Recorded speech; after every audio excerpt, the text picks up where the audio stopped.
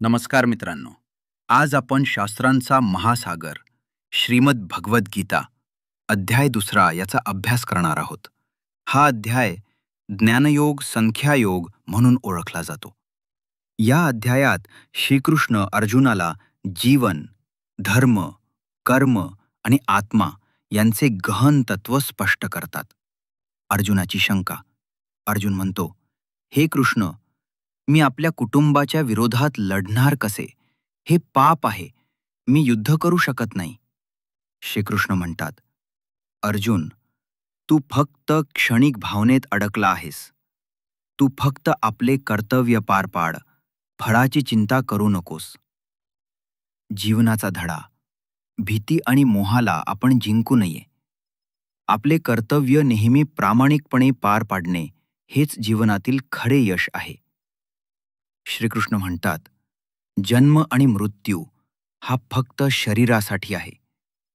आत्मा अमर आहे. जीवनाचा धडा. मृत्यू किंवा अडचणींचा भीती वाटवू नये. आत्मा स्थिर आहे आणि त्याच्याशी जुळवून घेतलेले मन शांत राहते. निष्काम कर्मयोग. कर्म करणे हे आपले कर्तव्य आहे, पण त्याच्या फळावर आसक्त होऊ नये. जीवनाचा धडा. कर्म करणे हे आपले कर्तव्य आहे. फळासाठी ताण घेऊ नका. मन आणि आत्मा एकरूप असलेले कर्म खरे समाधान देते. मानसिक शांती आणि संतुलन. श्रीकृष्ण सांगतात, जो माणूस स्थिर मनाने स्थिर आत्म्याशी जुळतो तो कोणत्याही परिस्थितीत संतुष्ट राहतो. जीवनाचा धडा. जीवनात वाईट परिस्थिती येत असली तरी स्थिर मन आणि आत्म्याचा जुळवून घेतलेला दृष्टिकोन आपल्याला कोणत्याही अडचणींवर विजय देतो. मित्रांनो, गीता आपल्याला शिकवते, दुःख आणि आनंद क्षणिक आहेत. कर्म हे आपले कर्तव्य आहे. फळासाठी आसक्त होऊ नका.